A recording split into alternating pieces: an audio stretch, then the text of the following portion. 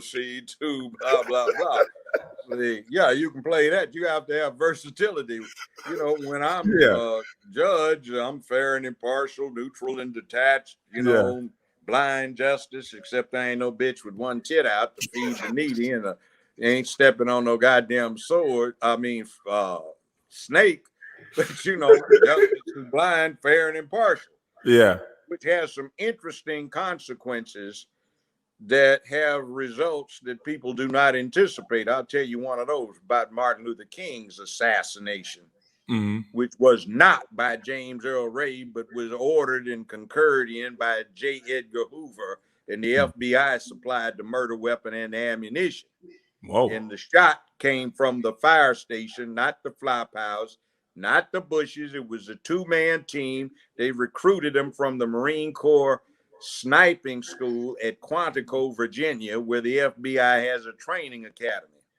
Now, I'll get back to that, but you see, they hadn't expected me doing what I did to be neutral, fair, and impartial. They thought when the case got in front of me on random rotational assignment, I'd just go dog the dude out. But I just said he deserves justice. Let's see what the fuck happened. And it was not what the narrative says. But anyway, that's what happens when you get fair and impartial. But see, I'm fair and impartial when that's my job. I'm the referee, the umpire. When it comes to me outside of that, yeah, I have some opinions, and a whole lot of people I know got killed. I was in the building when John Huggins and Bunchy Carter got assassinated by those us folk at UCLA at high noon in Campbell Hall in the cafeteria in front of 42 witnesses. Dang. They somebody else kicked in my door upstairs where I had an office on the third floor and put 4 bullets through the back of my chair, which I had set up so I'm facing out rather than toward the door, just for that purpose. Not for that purpose, but for some other reasons. And Elaine Brown and I were going back down the stairs when this shit went on, and they took off past us running out. They shot John in the back twice, point blank, killed him, but he wasn't dead yet. So he set up and had a 357. He popped 6 caps at them as they were fleeing and hit one of them in the back of the shoulder blade, but didn't stop him. And they kept going. The police wound up admitting, some of them, that us was on their side, and every time they went to bust these folk, they got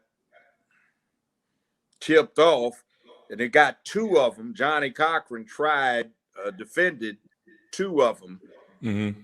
They got second-degree murder convictions, sent to a penal facility. They escaped in a week. APB got taken down within 48 hours. I saw them 2 years later. A guy named Mayuko Babu, who's out in L.A., still does the Pan-African Film Festival out there. Well, me, and some other people were trying to raise money for Frelimo, the guerrillas in Mozambique.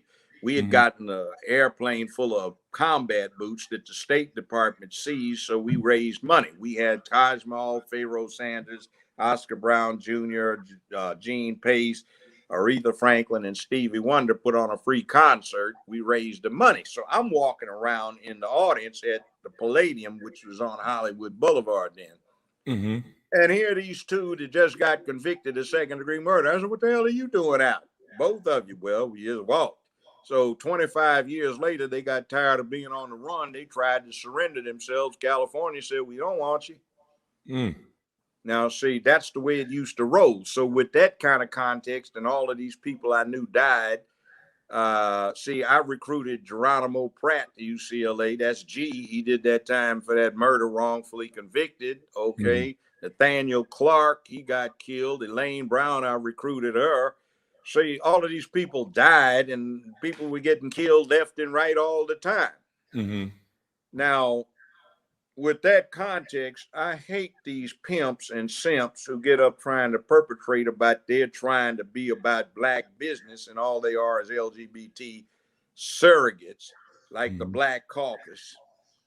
And I look at the people like Al Sharpton, Cory Booker, Don Lemon, and crying Van Jones, I call CNN Crying Negro Network, and idiots like that What you say is the Crying Negro Network?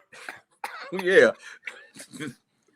Jesus Christ. You know, see, CNN has Anderson Cooper and dip his little sweet butt in the tea to make the tea. Then they squeeze Don Lemon's little sweet butt when his white husband isn't around, and they add lemon to it. And he had sugar from Van Jones, and he cries a few tears in it to add a little unique character to the tea. So, they push this stuff too. See that narrative they do. You got to think, like they're trying to get Trump still for inciting a riot in D.C. What did he do? He told all these people to come and demonstrate, right? Well, the First Amendment, for those who've never read it, says you have a right that shall not be abridged to assemble and petition for redress of grievance. That means you have a demonstration, and the petition doesn't have to be in writing. It's been the law for 240 years. It can be by protest. You have a right to assemble, to petition, protest for redress of grievance. In other words, you got a problem you want fixed. That's all they did. Now, it's been long the law that if somebody independently decides to get unruly, you're not responsible for what they do as long as what you were advocating was peaceful. But on the other hand, look at Maxine Waters to show you there's an agenda. She actually was out advocating for people to spit on somebody with a MAGA hat. If they had support Trump bumper sticker, break out the car windows, turn the things over, get unruly and burn stuff up. That actually is incitement of violence, which is in fact criminal. Now, they don't go after her. They just have this thing on Trump. Now, I don't particularly like Trump, but I'm not against him. I did not vote for that damn fool that they had running against him, that racist dog, what I heard the first time in 1972 when I was doing an intern thing at a DC think tank, when he was out there with James O. Eastland, John B. Stennis. Faubus came in from Arkansas. That's the fool who said they'd never integrate the Little Rock High School. They had Wallace there, who was wheeled in, and they had Byrd, former Grand Dragon of the Klan, and they were talking about this young man who had a stupid-looking ducktail like he was back in the 1950s, was the last true yellow dog Dixiecrat. And they were talking about Joe Biden, who got up there, and when the speech he gave, I mean, I was really offended. I heard it right outside the state capitol building in Dover, which was a rundown, ransacked old house, 250 years old. And he said, Negro children are like roaches. If they're allowed to integrate the schools, they will infest them and they will never be gotten out. Negro. Who said that? Joe Biden said that? Yeah, I heard it. Wow. Saw him. He said Negroes were animals and they turned the streets into jungles. And he and Senator Eastland had a plan where they could put all of these Negro animals in zoos. Now, we talk about the 94 crime bill. That wasn't shit. The 91 was bad. The 87 was really bad. The 81 was the one where one rock got you 5 years, which due to some other stuff Biden and Stennis and Eastland did. It wasn't 5 years with parole. They abolished federal parole. So you get 5 years, you get 60 months, and you get released with all good and honor time at 56 months from federal custody.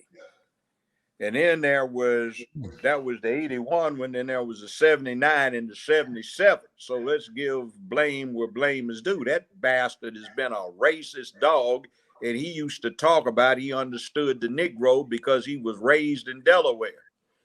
And he said Delaware was a proud slave-owning state that basically copped out by not going with the South during the rebellion as it should have, because they were too close to D.C. to not be intimidated.